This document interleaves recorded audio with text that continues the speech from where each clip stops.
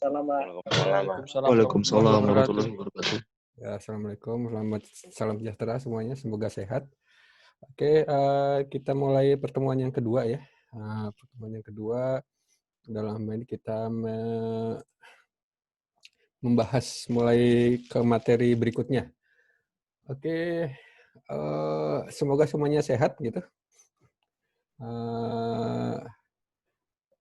Terus ya, kita mulai dari materi yang kedua ya. Materi yang kedua ini kita membicarakan mengenai gini, cerita awalnya ya.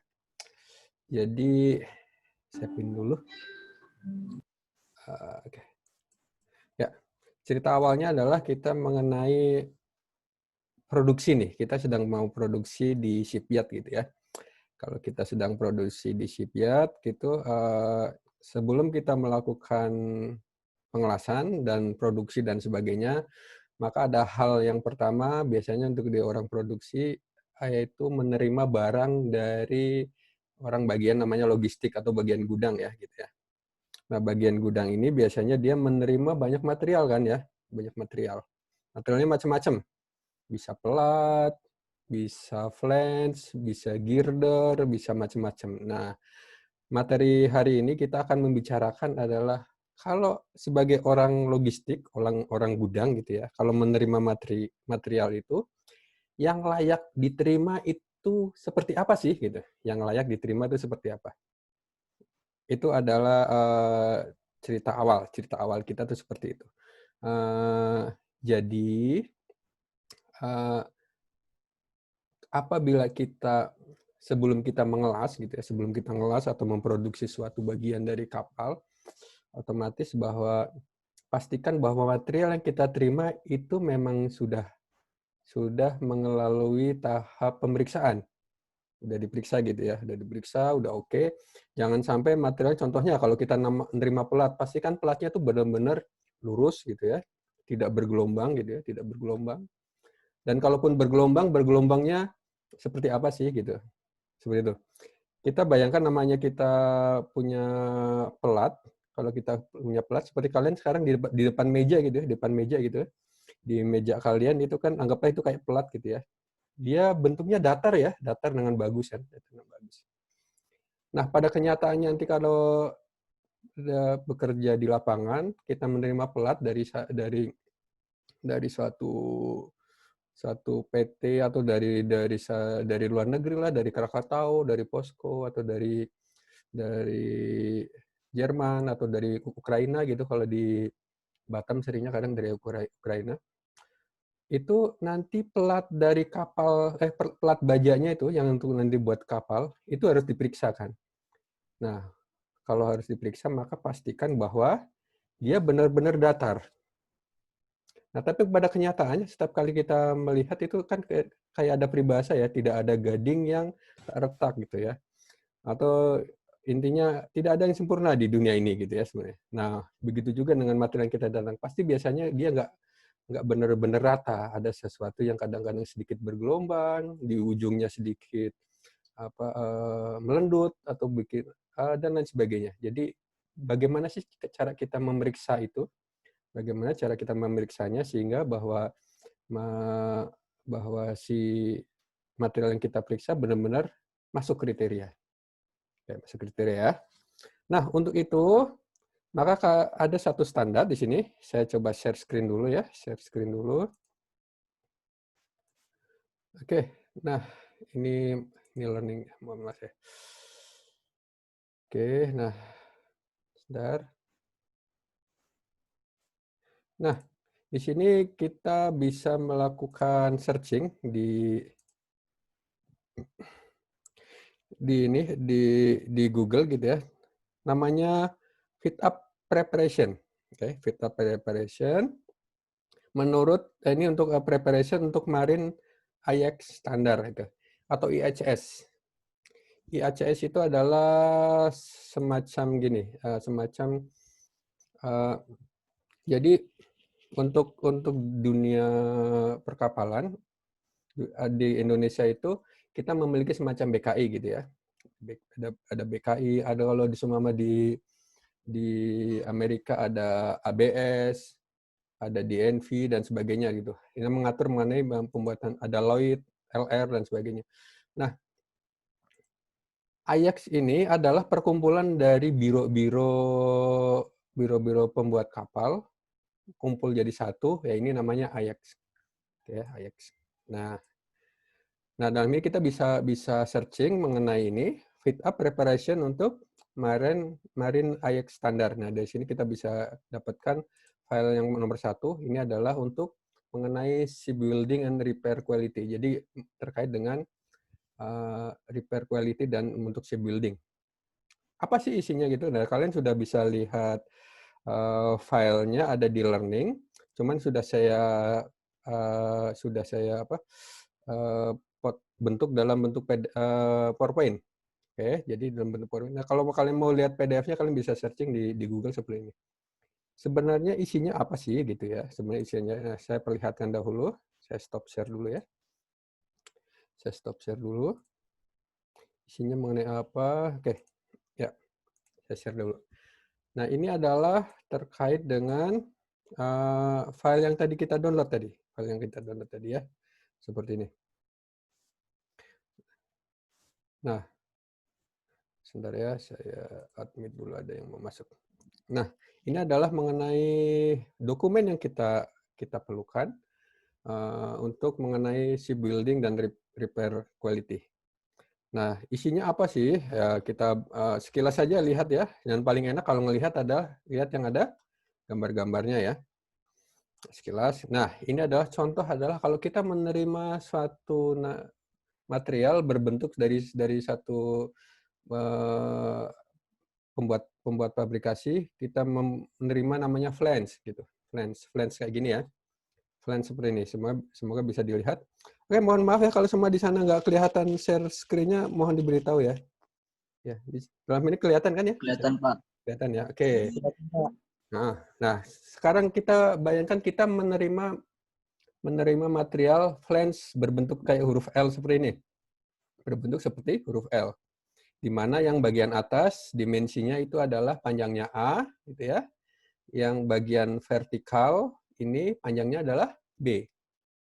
Oke. Nah, di sini dikatakan kalau di-compare atau dibandingkan dengan ukuran aslinya, maka ukuran A atau ukuran B itu dikatakan kalau sumama ya kita dapatkan ukuran A yang menurut standar menurut ukuran di sana anggaplah dia adalah 20 mili gitu ya, anggaplah 20 mili atau 25 mili lah gitu ya, 25 mili sekitar 1 inch. Maka standarnya di sini dikatakan dia plus minusnya adalah 3.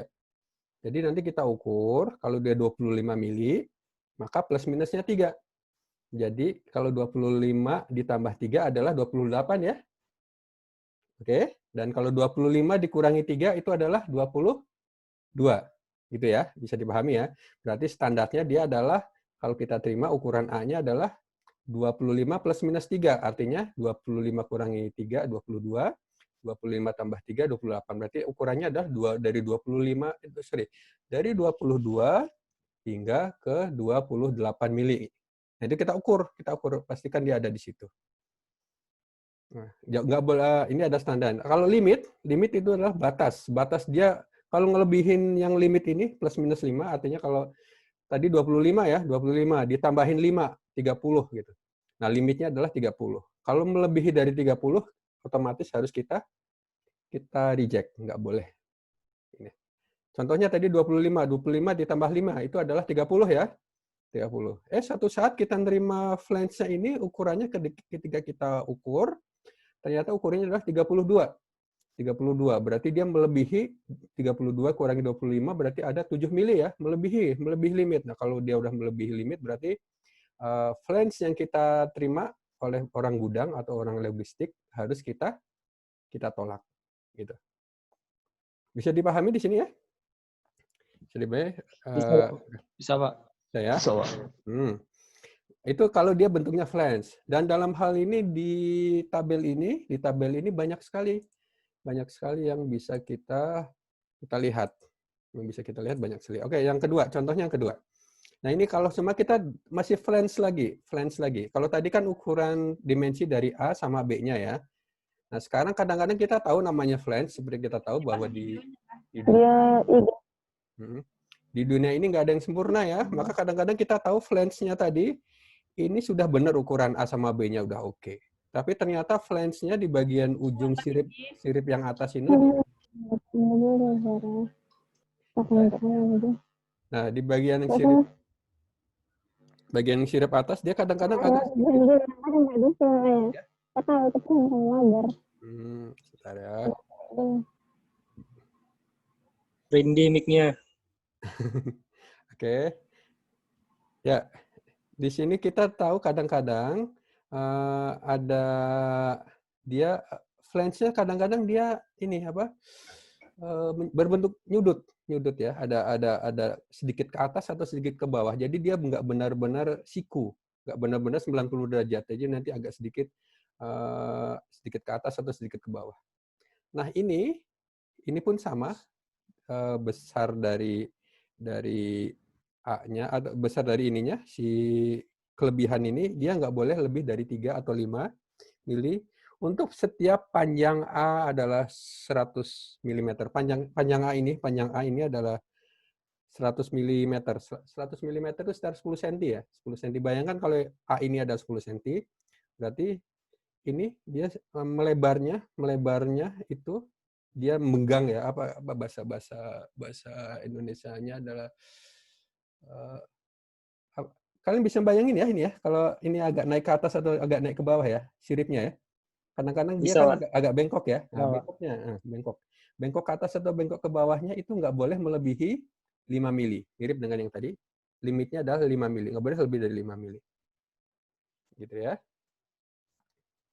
Nah, ini adalah yang kedua.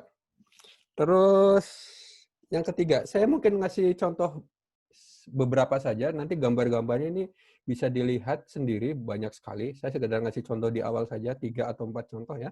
Habis itu nanti bisa dipahami sendiri. Oke, sekarang berikutnya adalah ini mengenai straightness. Straightness itu adalah kelurusan ya, kelurusan. Jadi bayangkan kalau seumpama dari sana kita udah dapat flange. Oke, sebelumnya saya ngasih definisi dulu. Apa itu flange?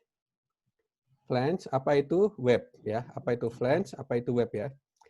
Oke, yang namanya flange itu adalah yang siripnya kecil seperti ini. Jadi dalam ini yang vertikal. Yang vertikal ini flange-nya ya. Yang webnya adalah yang besarnya ini, yang panjangnya. Yang lebih panjang ini adalah yang web. Dalam ini maka yang flange-nya itu adalah yang vertikal. Dalam hal ini yang webnya adalah yang mendatar. Nanti intinya yang web itu biasanya lebih panjang daripada yang flange. Gitu ya. Web itu lebih panjang dari flange. Nah, dalam ini kita dapat bentuk seperti ini.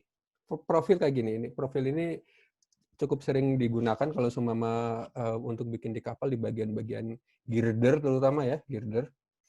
Ini cukup sering, ini jumlahnya bisa sampai ribuan yang harus dipasang di kapal gitu ya. Nah, untuk dapat seperti ini harus diperiksa dulu dia. Nah, ini nanti kan cukup panjang ya. Nah, dalam ini kita lihat yang paling kanan dulu. Adalah tiap 10 meter. Jadi bayangkan ini adalah kayak semacam batangan baja dengan panjang sampai 10 meter. Sudah kebayang? Bayang 10 meter gitu ya. Udah 10 meter ya, bayangkan ini 10 meter. Nah, 10 meter kadang-kadang kan kita tahu nama 10 meter itu dia nggak lurus-lurus banget kan ya. Namanya kita dapat dari pabrik, pasti dia agak sedikit melendut. Atau kita bilang agak sedikit ya kadang-kadang nekuk ke atas atau nekuk ke bawah gitu ya. Bentuknya bisa cembung atau bisa cekung ke bawah gitu ya. Ada naik, ada turunnya. Ada naik dan ada turunnya. Dan kalau ini setiap 10 meter, standarnya adalah, ini standarnya bagian sebelah ini, standarnya dia nggak boleh naik atau nggak boleh turun. Di bagian tengahnya kita ukur, nggak boleh naik atau nggak boleh turun sebesar 10 mili. 10 mili adalah 1 cm. Nah, berarti harus benar-benar lurus ya. Harus benar-benar lurus. Jadi kalau kita terima ini, pastikan standarnya ada di 10 mili. Limitnya artinya itu toleransi maksimal ya, nggak boleh ada. Limitnya berarti ini dia nggak boleh, benar-benar nggak boleh, itu adalah 25 mili. Jadi bayangkan kalau ini panjangnya panjangnya adalah 10 meter, sudah bayang 10 meter, dia nanti bisa cembung ke atas atau cekung ke bawah, ya nanti diukur. Kalau dia melebihi dari 25 mili, itu udah limit, berarti harus di reject. Harus nggak boleh diterima. Minta tolong sama yang ngasih material, dikirim ulang. Sesuai dengan yang ada. Kenapa harus kayak gitu? Karena nanti kalau semua kita terima-terima aja, nanti ini berpengaruh di produksi selanjutnya. Dan kalau udah diproduksi selanjutnya, nanti bisa jadi kapal yang dibikin itu bisa bermasalah. Kapalnya bisa ya kekuatannya berkurang dan sebagainya. Namanya kapal hitungannya sudah sangat-sangat desainnya sudah sangat-sangat rigid ya, udah sangat-sangat bagus. Kalau semua nanti ternyata pas lagi pelaksanaan bikin produksi materialnya meleot gitu ya, melendat-lendut sana sini, ya itu nanti kekuatannya bisa jauh berkurang. Apalagi kadang-kadang girder itu sebagai penguat ya, penguatnya aja nggak kuat gitu. Gimana nanti kapalnya?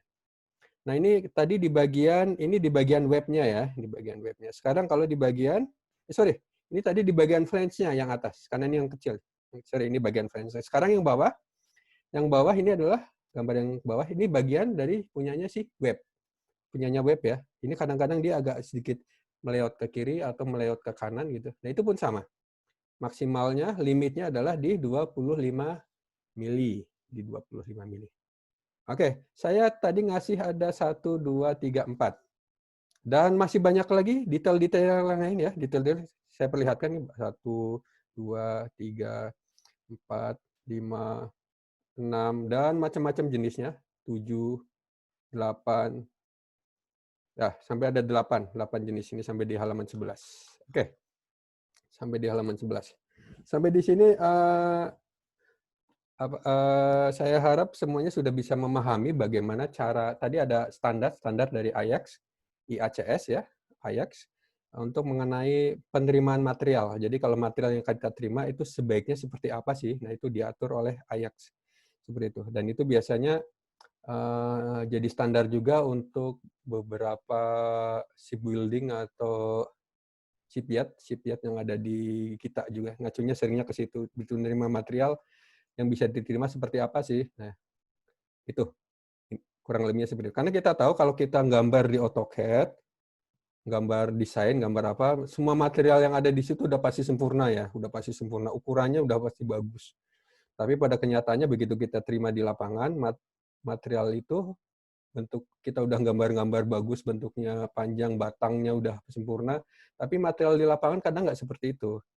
Makanya kita harus mengetahui material yang di lapangan karena nggak ada yang bagus dan sempurna, yang bisa kita terima itu batasnya ada di mana sih? Ada di mana? Nah itu yang mau kita bahas di sini. Itu yang pertama. Bisa dipahami semuanya? Bisa, Pak. Bisa ya? Oke. Kalau ada pertanyaan, boleh Pak, langsung bisa. bertanya ya. Ya, terima kasih ya, udah bisa dipahami. Oke, kalau ada pertanyaan langsung bertanya saja. Terus yang kedua, oke, ini adalah terkait dengan file PowerPoint yang diberikan. Oke. Berikutnya adalah tadi sudah ada, ini ada beberapa. Bentar, saya share screen dulu ya. Oke. Ya, nah, oke, ini adalah file yang saya berikan di learning. Oke. Ini tadi sudah sempat kita bahas ya. Terus lanjutannya ini. Lanjutannya kalau semua kita nerima bentuk flange yang bentuknya seperti ini, pertama kita baca di bagian kanan dulu. Ini untuk ukuran berapa sih gitu. Ini contohnya untuk ukuran 100 mili gitu. Berarti apa yang 100 mili A-nya? A kecil ya. Berarti yang 100 mili adalah yang ini ya. Setelah itu kita baca standar sama limitnya di mana. Kebetulan ini standarnya limitnya di bagian ini. Kadang-kadang kita tahu ini kan kita kepenginnya kalau ketemu dapat material kayak gini kan benar-benar siku ya. Tapi kenyataannya enggak. Kadang-kadang sedikit dia bengkok ke kiri atau bengkok ke kanan. Seperti ini bawah juga bengkok ke kiri, bengkok ke kanan. Dan bengkok ke kiri, bengkok ke kanannya limitnya maksimalnya 3 mili. Tapi standarnya yang biasanya yang bagus adalah plus minus 1,5 mili. Jadi ini 1,5 milinya. Nanti tinggal kita hitung. Kita ukur pakai penggaris atau pakai alat ukur yang lain ya di sana. Terus bentuknya kadang-kadang ada juga yang bentuk seperti ini. Harusnya dia siku, tapi nanti bentuknya bisa berbentuk kayak panah gitu ya. Bisa jadi seperti ini. Ini bentuk yang dia harusnya panjang, profil yang panjang gitu. Nah, ini kadang-kadang dia di tengahnya dia agak sedikit nekuk ke atas atau nekuk ke bawah, kayak berbentuk busur ya, busur panah gitu ya, nekuk ke atas atau nekuk ke bawah. Atau yang bagian atasnya geser ke kiri, geser ke kanan gitu. Nah, kadang-kadang seperti itu. Nah, itu ada aturannya. Nah, aturannya ini bisa dilihat standar dan limitnya seperti apa. Dan selanjutnya yang ini, stiffener dan sebagainya. Oke, sampai di sini bisa dipahami? Oke. Kalau sudah, saya harap bisa dipahami ya sama rekan-rekan semua. Oke. Iya, Ya, Pak. Pak. Oke, nah, sudah. Oke. Nah, kalau sudah, nanti insya Allah saya akan berikan 1-2 pertanyaan terkait ini di learning. Cuman saya belum bikin soalnya, mungkin besok atau hari Jumat gitu ya. Saya akan bikin soalnya sekitar 3 atau 4 gitu terkait dengan gambar yang ada tadi, gambar-gambar yang ada tadi ya. Jadi kalau semua A-nya berapa, B-nya berapa, apakah dia bisa masuk kriteria atau tidak? Nah, seperti itulah mungkin pertanyaannya. Oke, dan itu akan saya anggap sebagai bukti kehadiran. Bukti kehadiran sekaligus nilai-nilai tugas yang dikumpulkan tiap minggu gitu ya. Kurang lebih seperti itu. Oke, bisa dipahami ya? Nah, oke. Sekarang lanjut yang kedua. Lanjut yang kedua. Materinya mohon maaf saya sedikit percepat ya terkait dengan standar ini sih. Oke. Ini di bagian itu adalah temperatur firing. Firing perlu dibahas ya. Oke lah, perlu kita bahas. Oke, kalau mau. Oke, jadi gini. Apa itu firing? Firing ya, tulisannya kayak gini. Firing. Apa itu firing? Gini.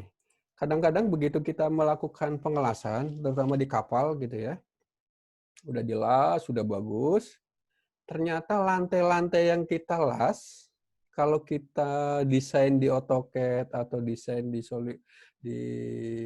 apalah gambar yang lain, mau di Rhino atau di 3D Max atau apapun lah gitu kita desain gitu, itu lantainya berbentuk bagus, lurus gitu ya, dan datar gitu ya. Tapi penyataannya pada saat kita produksi di shipyard, begitu udah diproduksi, ternyata lantai karena dilas, nah ini cukup menarik.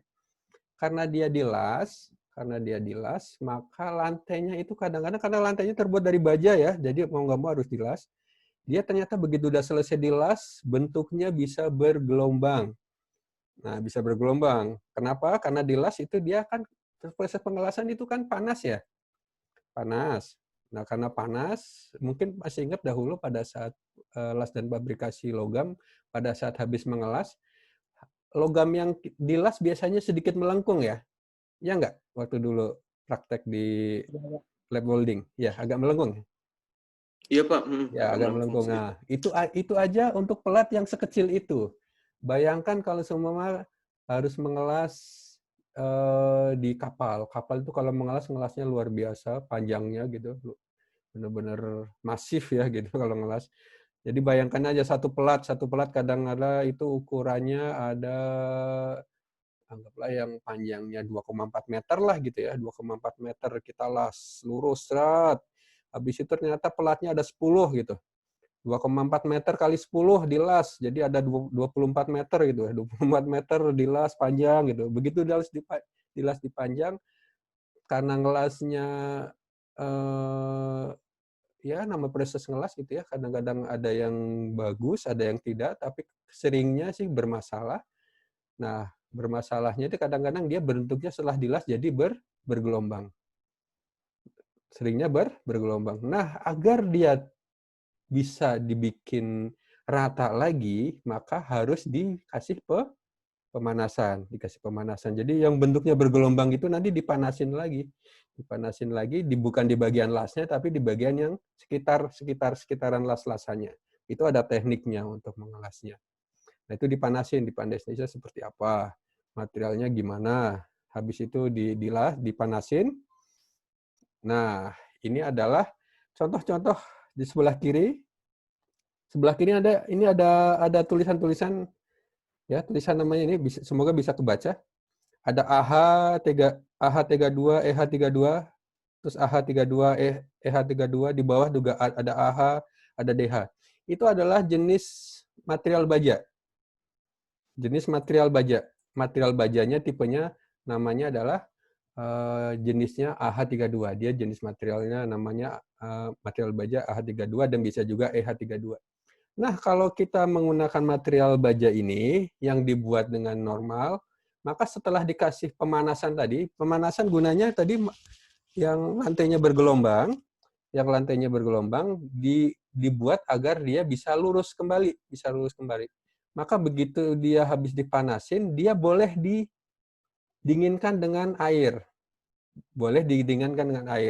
Syaratnya kalau pemanasannya kurang dari 650 derajat Celcius. Nah, kalau pemanasannya lebih dari 650, tapi masih di bawah 900 derajat Celcius, dia nggak boleh lagi dengan air, tapi harus dengan udara. Udara itu bahasa Inggrisnya air ya, udara. Nah, ini kalau di atas 600, tapi di Kenapa, bawah, Pak? ya, di bawah 900. Ya, Kenapa seperti itu? Kenapa seperti itu? Ya, ini pertanyaan bagus. Kenapa seperti itu? Kalau di bawah 650, kalau dipanasin, didinginkan pakai air kan cepet ya. Dinginin pakai air cepet ya. Dingin pakai air cepet. Iya. Tapi kalau di atas 660, didingin air juga cepet juga ya.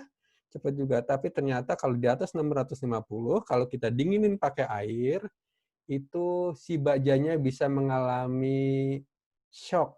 Kita shock. Coba bayangkan kalian kalau seumpama kalian mau bikin kopi atau bikin teh gitu ya di gelas, kebetulan gelas kaca kalian gelasnya agak tipis. Bayangkan, habis itu kalian mau bikin kopi ya, kalian udah siap-siap kopi, taruh gula.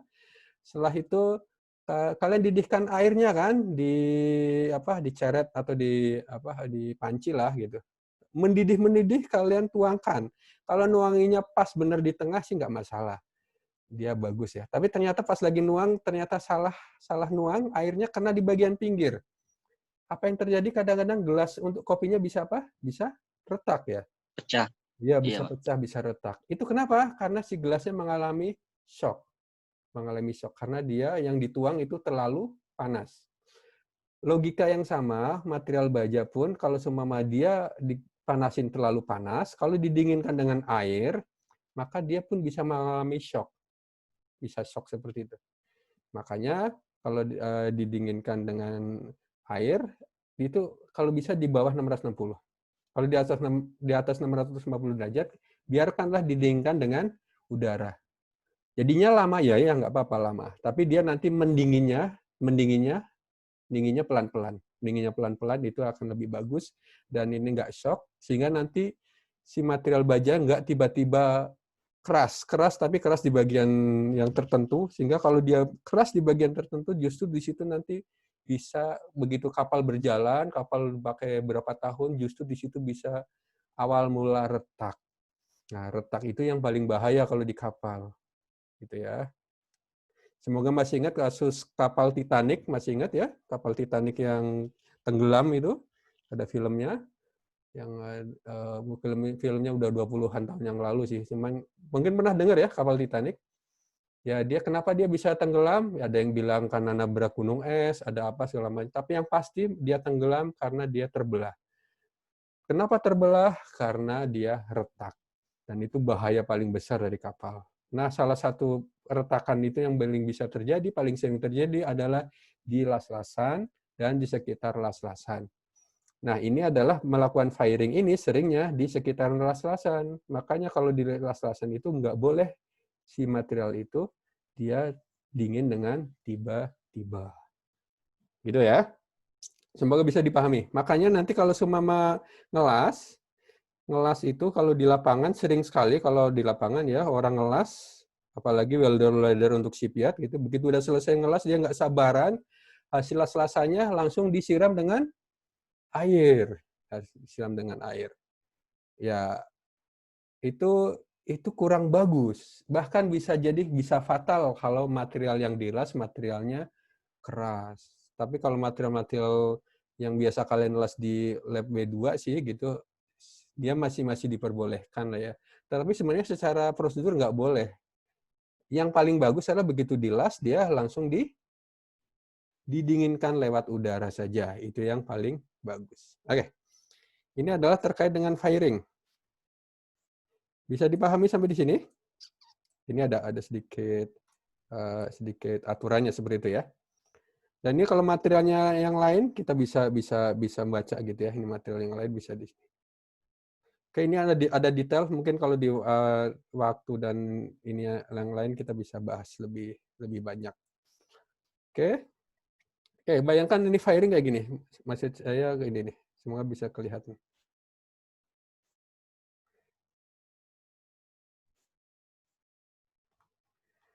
Nah, gini. Ini adalah bayangkan ini adalah kayak lantai-lantai yang ada di kapal gitu ya. Lantai-lantai ada di kapal. Begitu udah dilas ternyata begitu dilas dia agak cekung ke bawah atau cembung ke atas atau apa. Nah, ini kita bilang dia bergelombang. Bergelombang gini kita bilang dia mengalami distorsi gitu.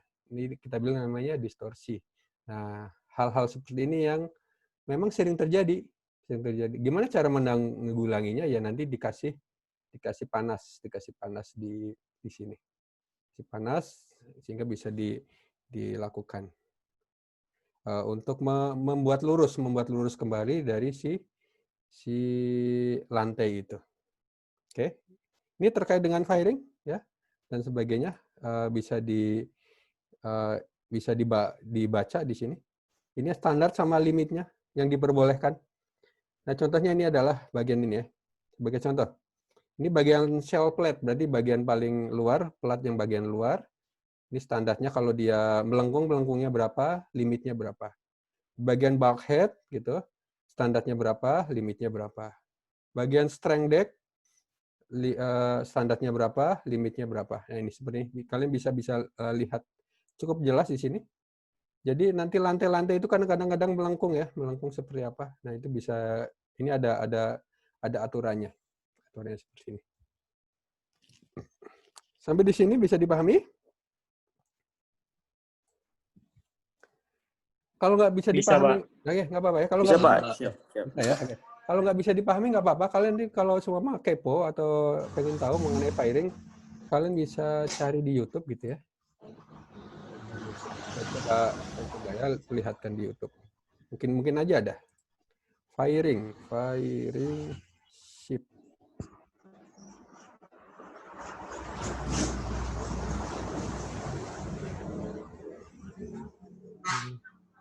Pak mau bertanya. Ya, silakan. Mengenai material baja, Pak, kan tergolong itu kuat kan ya, Pak ya? Kok bisa patah juga? Kenapa ya, Pak ya? Oke, material baja itu, oke. Kenapa bisa patah? Terima kasih. Ya, pertanyaan bagus. Oke, saya coba sedikit jawab ya.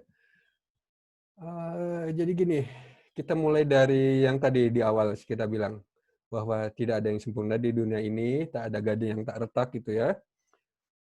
Justru menariknya di sini adalah kenapa material yang dipilih buat bikin kapal itu adalah pertama paling banyak dipakai itu baja gitu ya.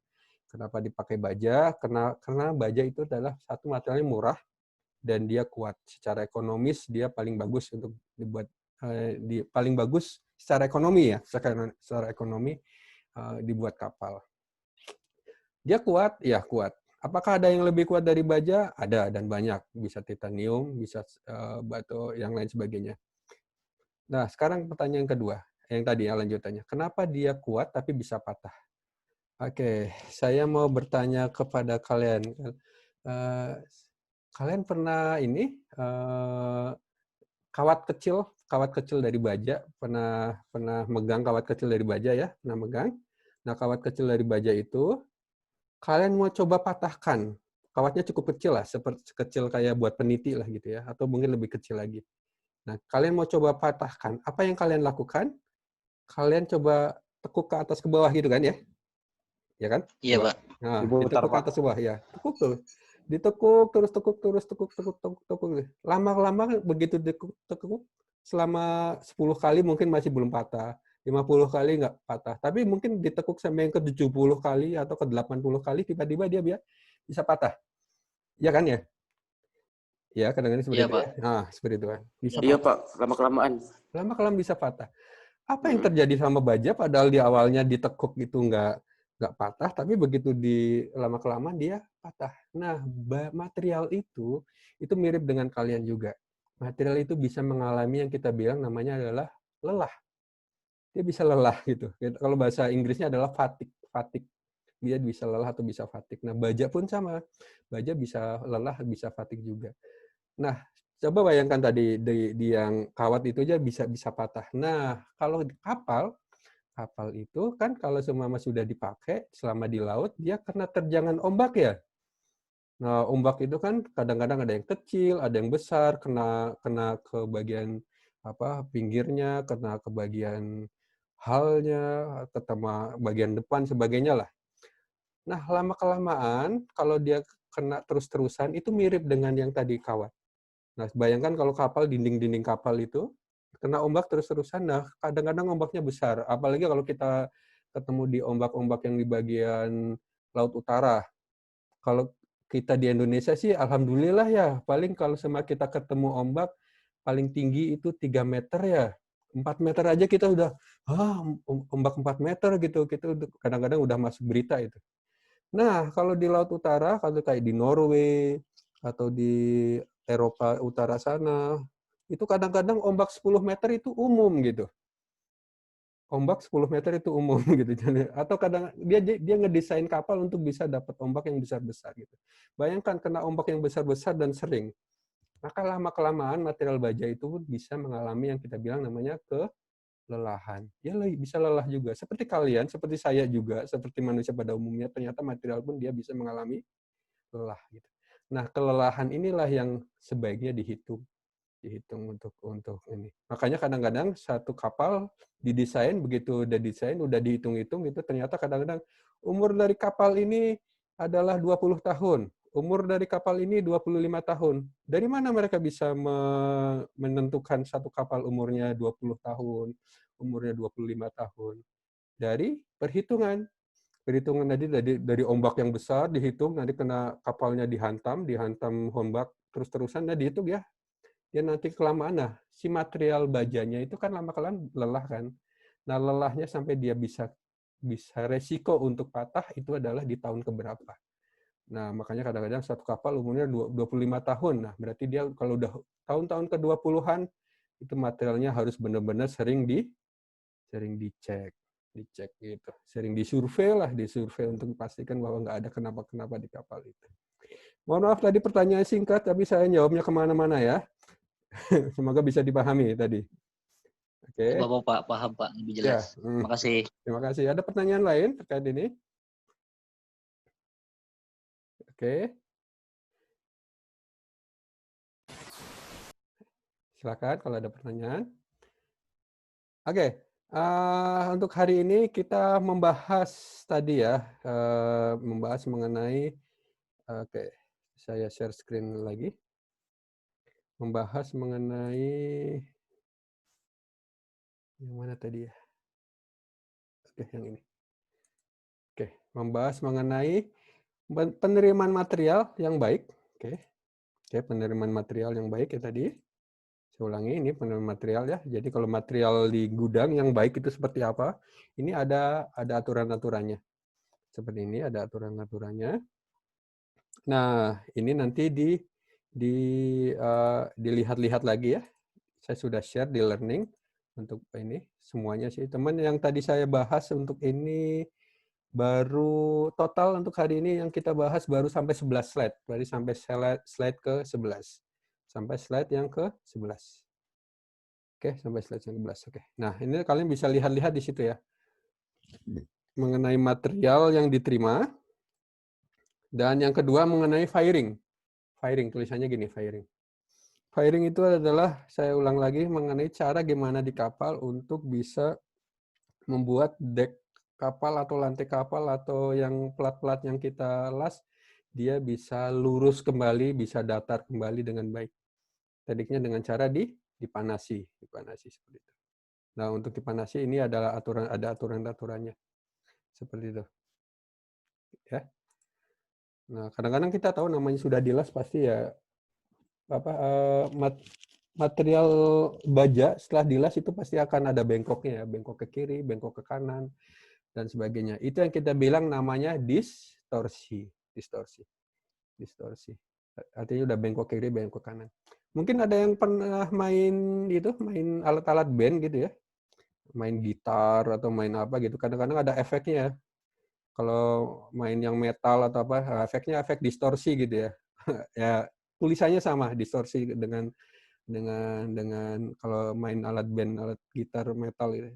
Bedanya kalau di sana di alat-alat band metal distorsi artinya yang tadinya suara gitarnya lempeng-lempeng aja, lurus-lurus aja, kalau distorsiin jadi ada suara kayak musik metal gitu loh, ya. Jeng jeng jeng jeng jeng jeng jeng gitu kan. Jadi berubah lah gitu. Nah, begitu juga kalau di las-lasan. Kalau di las-lasan artinya kalau di las yang tadinya lurus-lurus saja, kalau dia terjadi distorsi, las-lasannya dia jadi berubah. Berubahnya bukan berubah jadi kayak musik metal ya, jeng jeng jeng jeng bunga seperti itu, tapi dia berubahnya berubah bentuk. Bisa bengkok ke kiri, besok bengkok ke kanan. Kurang lebih seperti itu ya. Nah, oke, semoga bisa dipahami. Saya cukupkan sampai di sini dan mungkin minggu depan kita akan ngebahas yang berikutnya mengenai preparasi heat up untuk las-lasan. Itu untuk minggu depan. Jadi sebelum dilas, tadi kan kita sudah menerima materialnya udah kita terima, terus sudah kita juga kita lihat gimana caranya kalau dia bagus, kalau dilas seperti apa. Nah, minggu depan kita akan membahas mengenai bagaimana cara mempersiapkan sebelum dilakukan proses pengelasan. Sebelum dilakukan proses pengelasan, apa yang perlu dilakukan? Nah, ini adalah kita bilang namanya fit up gitu namanya. Dan insya Allah itu bahasan untuk minggu depan. Oke. Oke, terima kasih semuanya sampai di sini. Kalau nggak ada pertanyaan lagi, saya cukupkan sampai di sini. Ada pertanyaan? Pak, satu lagi Pak. Boleh. Itu Pak, untuk apa namanya? Estimasi durasi lasan itu berapa lama Pak tahannya Pak? Kalau misalkan ya kan banyak tuh Pak material ya Pak. Ya. Tapi lebih menjuru ke apa estimasi durasi lifetime untuk lasan itu Pak. Lasan. Oke. Oke, pertanyaan bagus. Makasih Pak. Ya, jadi gini ya. Las-lasan itu kan sebenarnya cara menyambung logam lah ya, cara menyambung logam. Sebenarnya cara menyambung logam itu macam-macam jenisnya. Ada las-lasan, ada juga cara menyambung satu dengan lainnya bisa dibaut gitu, kadang dibaut bisa. Ada juga di rivet itu kayak di pesawat, kalau ada yang pernah naik pesawat, cara nyambung pesawat biasanya di rivet gitu ya. Pakai mirip juga kalau kalian ada plat-plat gitu juga bisa di rivet. Dan ada banyak lagi cara-cara yang lain gitu. Sebenarnya mengelas itu ya, saya sendiri orang pengelasan gitu ya, tapi sebenarnya saya mengakui bahwa mengelas itu sebenarnya hasil las-lasan itu bukan hasil yang bagus untuk membuat awet satu sambungan gitu ya. Jadi kalau bisa sambungan itu kalau dari sananya, dari pabriknya bentuknya udah seperti itu udah yang paling bagus lah ya.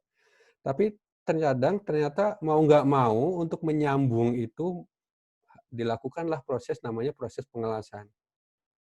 Sebenarnya proses pengelasan itu kalau saya sendiri bilang itu proses penyambungan yang paling beresiko.